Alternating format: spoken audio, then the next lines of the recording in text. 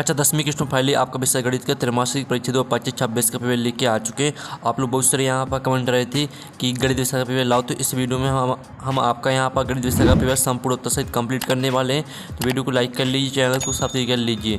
पूरा अंक आपका 75 नंबर का समय आपका 3 घंटे रहने वाला है। और साथ ही इस वीडियो को आपको अपने दोस्तों तक शेयर कर देना, जिससे वो भी 75 नंबर ला, ठीक है, गणित विषय के पेपर में 75 नंबर लेके आ सके। तो आप इस वीडियो को अपने दोस्तों तक जरूर शेयर करिएगा। अब चलिए जो आपका पेपर बोर्ड देख लेते हैं। तो आपके निर्देश आते हैं सही प्रश्न करना अनिवार्य है, तो आप निर्देश यहाँ पढ़ लीजिएगा। अब चलिए आप क्या आते हैं सही विकल्प चुनकर लिखिए, ठीक है, जो 6 नंबर के रहेंगे।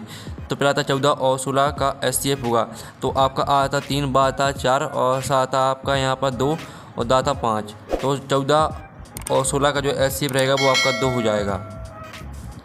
फिर आपका दूसरा आता है यदि द्विघात बहुपद 2x की घात 2 और 8x + 6 के शून्य अल्फ़ा और बीटा हो, तो अल्फ़ा प्लस बीटा का मान होगा। तो आपका ये आता 3, बा आता -3 और सा आता आपका 4 और दा आता -4। तो इसका आंसर आपका 4 हो जाएगा। फिर आपका यहाँ पर तीसरा आता बहुपद x की घात 2 + 7x + 10 के शून्य होंगे। तो आपको जो बहुपद दिया गया है इसके आपको शून्य बताने हैं। तो आपका आ ऑप्शन आता 2, 5 और बा आता -2 - 5 और सा आता -2 5 और दा आता 2 - 5। तो जो आपका दिया गया बहुपद x की घात 2 + 7x + 10 के जो शून्य रहेंगे वो आपके हो जाएंगे, ठीक है, -2 - 5 आपका 12 राइट आंसर रहेगा। फिर आपका चौथा आता है यदि द्विघात समीकरण ax की घात 2 + bx + c = 0 के मूल समान हो, तो समीकरण के विभक्तर का मान होगा। तो आपका ऑप्शन दिया गया 0, बा आता 1 और सा ऑप्शन आपका 2 दिया गया और दा ऑप्शन आपका 3 दिया गया है। तो जो आपका विभक्तर का मान रहेगा वो आपका 0 हो जाएगा। फिर आपका पाँचवा आता है AP 13, 10, 7 का तीसरा पद। आपको इसका जो AP दी गई इसका आपको तीसरा पद बताना है। तो आपका आता 100, बा आता 80 और सा आता -74 और दा आता -84। तो जो आपका तीसरा पद रहेगा वो आपका -74 हो जाएगा। फिर आपका छठवां आता बिंदु -4 - 7 किस चतुर्थांश में स्थित है। तो माइनस का चिन्ह रहता है आपका तृतीय चतुर्थांश का, तो यानी आपका -4 - 7 तृतीय चतुर्थांश में स्थित रहेंगे। तो इस तरह से जो आपके सही विकल्प वो कंप्लीट हो जाते हैं। आपने ध्यान से देख लिए होंगे। प्रश्न 2 आता रिक्त स्थान में पूर्ति कीजिए, जो कि 6 नंबर के रहेंगे। फिर आता है पहला दिया गया 4√3 एक डोंडो संख्या है। तो आपकी जो है वो आपकी अपरिमेय संख्या है। अपरिमेय आपका पहले का आंसर रहेगा। फिर दूसरा आता द्विघात बहुपद में शून्यकों की अधिकतम संख्या डोंडो होती है। तो यहाँ पर द्विघात बहुपद में शून्यकों की अधिकतम संख्या आपकी 2 होती है। फिर तीसरा आता समीकरण 2x + y = k में यदि x = 2 दिया गया है, y = 1 हो, तो k का मान ... होगा। तो k का मान निकालना है। तो आप यहाँ पर देख लीजिए, आपको x y का मान इस समीकरण में रख देना है। तो आपका जो k का मान रहेगा वो आपका आ जाएगा 5 रहेगा राइट आंसर। फिर चौथा आता है एक समीकरण px = 0 जहाँ px घात 2 का बहुपद हो समीकरण कहलाती है। तो आपकी इसका आंसर रहेगा, जो राइट आंसर रहेगा वो आपको हो जाएगा द्विघात समीकरण, ठीक है, द्विघात आपका राइट आंसर रहेगा। फिर आपका पांचवा देख लेते हैं यदि A B C समांतर श्रेणी में है तब B और A और C का ... कहते हैं। तो इसका आंसर आपका रहने वाला समांतर माध्य कहते हैं। फिर आपका 6वां आता समरूप त्रिभुज के संगत कोण ... होते हैं। तो यहाँ पर समरूप त्रिभुज के संगत कोण बराबर होते हैं, ठीक है। इस तरह से आपके जो रेगिस्तान है वो कंप्लीट हो जाते हैं। आपने ध्यान से याद कर लिए होंगे। आप प्रश्न 3 आता 7 का चयन करके लिखी, जो कि 6 नंबर के रहेंगे। तो पहला दिया प्रत्येक अपरिमेय संख्या एक वास्तविक संख्या होती है। तो पहला आपका 7 हो जाएगा। फिर आपका दूसरा आता है द्विघात बहुपद के अधिक से अधिक 2 शून्य हो सकते हैं। तो दूसरा आपका 7 रहेगा। और जो आपका तीसरा आता है 2 चरों में एक रेखीय समीकरण के अनेक हल होते हैं। तो आपका यह भी सत्य हो जाएगा। और जो चौथा आता है जब d बड़ा है 0 तो बाकी समीकरण के मूल वास्तविक होते हैं। तो आपका यह भी सत्य रहने वाला है। और जो आपका आता है y अक्ष पर स्थित बिंदु के निर्देशांक 0y के रूप के होते हैं। तो आपका यह भी सत्य रहेगा। और जो आपका 6वां आपका सत्य हो जाएगा। इस तरह से आपके 7 रहेंगे, ठीक है। आपने यहाँ पर ध्यान से देख लिए होंगे। अब चलिए आपका नेक्स्ट प्रश्न हम यहाँ पर देख लेते हैं। प्रश्न 4 आता है एक शब्द वाक्य में उत्तर दी, जो कि आपके 6 नंबर के रहने वाले हैं, ठीक है। तो आप यहाँ पर ध्यान से देख लीजिए। पहला आता है 7429 के आवाज गुणनखंड लिखना है आपको इसके। तो इसके आवाज गुणनखंड हो जाएंगे आपके 17 × 19 × 23, ठीक है। ये आपका रहने वाला है पहले वाले का आंसर। ये आपका, ठीक है, 7429 के आवाज गुणनखंड हो जाते हैं। फिर आपका दूसरा था रेखीय समीकरण y = mx + 3 में यदि y x = -2 y बराबर 5 हो तो m का क्या मान होगा। तो आपको जो m का मान रहेगा वो आपका m बराबर -1। फिर आपका आता क्या सभी संभावित त्रिभुज समरूप होते हैं, तो इसका आंसर रहने वाला है नहीं सभी समद्विबाहु त्रिभुज समरूप नहीं होते, तो ये आपका इसका आंसर नहीं हो जाएगा। और जो आपका आता द्विघात समीकरण x की घात 2 + 4x + 4 के शून्यकों का योग, इसके जो शून्यकों का योग रहेगा वो आपका -4 रहेगा। और जो आपका आता 5वां AP 5 7 9 4 1 में पदों की संख्या बताइए, तो इसका आंसर आपको 19 हो जाएगा। और जो आपका आता है यदि किसी द्वैत समीकरण के व्यक्ति का मान धनात्मक हो तो उस समीकरण के मूलों की प्रकृति कैसी होगी, तो इसका आंसर आएगा वास्तविक और भिन्न। ठीक है, आप यहाँ पर देख लीजिए वास्तविक और भिन्न। अब चलिए इस तरह से आपके एक शतवाक्य में कंप्लीट हो जाते हैं। आप प्रश्न 5 आता सही जोड़ी बनाइए। स्तंभ अवयव में आपकी सही जोड़ी दी गई जो 6 नंबर की रहेंगी। तो पहला था सही वर्ग होते हैं, तो यहाँ पर सही वर्ग होते हैं आपके समरूप। दूसरी यदि समांतर श्रेणी का n पद, तो इसको आपको an बराबर a + n-1d से मैच कर देना, यह दूसरी हो जाएगी। और तीसरी यदि x + 2y + 3 बराबर 0 में यदि x बराबर 0 तो y बराबर, तो इसका आपको -3/2 से मैच कर देना है। और चौथी यदि द्वैत समीकरण x की घात 2 - 1 बराबर 0 के मूल, तो चौथी जो है वो आपको 1 - 1 से मैच कर देना है। ठीक है, 1 1 से मैच कर देना है, ये आपकी रहने वाली है चौथी। और पाँचवीं थी देखिए बहुपद की घात होती है तो आपकी 1 होती है, आपकी पाँचवीं हो जाएगी। और 81 और 27 का LCM, तो इसको आपको मैच कर देना है 81 से, ये आपकी 6वीं रहेगी। इस तरह से आपकी 6 जोड़ी कंप्लीट हो जाती है। हमने नंबर लिख दिए हैं कौन में आपको कौन सी मैच करनी है, आप यहाँ पर देख लीजिए। ठीक है, इस तरह से आपके जो है आपके ऑब्जेक्ट हमने पूरे कंप्लीट करा दिए हैं, आपने ध्यान से देख लिए होंगे। प्रश्न 6 आता 92 और 510 का आपको SCF निकालना है। तो चलिए आपको SCF किस तरह से निकालना है, चलिए वो आपके इनकी जो आंसर है वो दिखा देते हैं। अथवा आता है SCF 3 6 और 57 का आपको 9 दिया गया है, तो इसको आपको ठीक है आपको LCM ज्ञात करना है। तो दोनों के आंसर आपको हम दिखा देते हैं। तो ये रही आपकी दोनों प्रश्न के उत्तर। ठीक है, 6 प्रश्न का उत्तर देख लीजिए। SC पे आपका आ जाएगा 2 और इसका जो LCM निकालना था इसका LCM आ जाएगा ठीक है 22,338। इस तरह से आपके आंसर रहेंगे 6 में उस और अथवा का।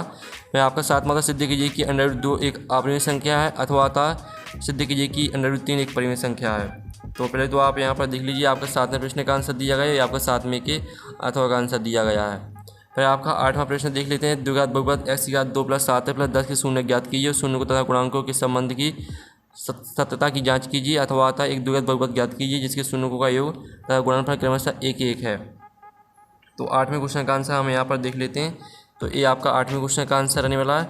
ठीक है, ये आपके शून्य रहेंगे -2 और -5। ठीक है, और सत्ता की जांच देख लीजिए, साथ ही आप अथवा का आंसर देख लीजिए, आपका अथवा का आंसर रहने वाला है। और फिर आपका यहाँ पर आता है एक द्विघात बहुपद ज्ञात कीजिए जिसके शून्यों का योग तथा गुणनफल क्रमशः 1/4 - 1 है। अथवा वाला प्रश्न देख लीजिए।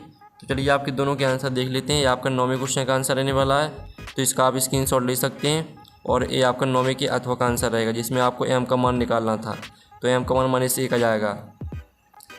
जो आपका 9वें का अथवा है, 9वें का अथवा का आंसर हमने नहीं बताया है, आपका 9वें का आंसर बताया। ठीक है, 9वें का अथवा हमने छोड़ दिया। जो 10वां वाला दिया गया था, 10वें में आपको m का मान निकालना है। ठीक है, तो इस तरह से निकालना है आपको m का मान। ठीक है, हमने आपको दिखाई दिया है।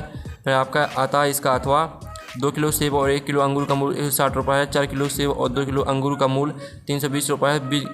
बीजगणितीय समीकरणों का आपको निर्माण करना है। तो चलिए जो इनके आंसर है वो देख लेते हैं। तो ये रहा आपका 2 किलो सेब और 1 किलो अंगूर का मूल का। ठीक है, इस तरह से आपको समीकरण का निर्माण कर लेना है।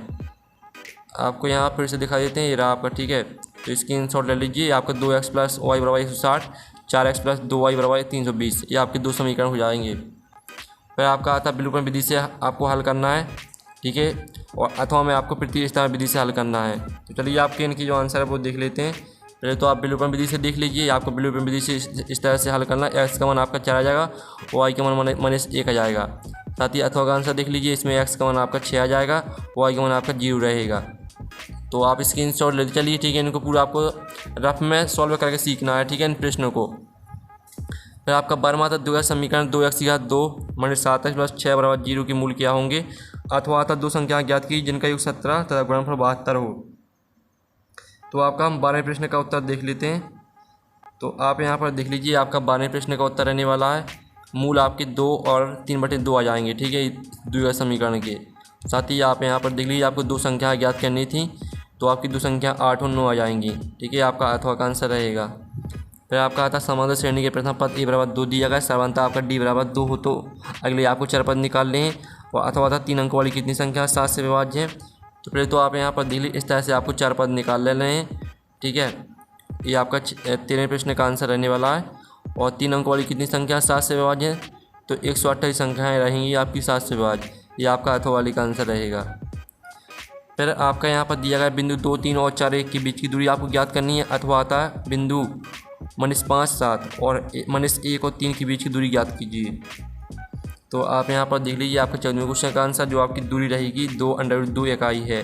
ये आपका 14वें क्वेश्चन का आंसर।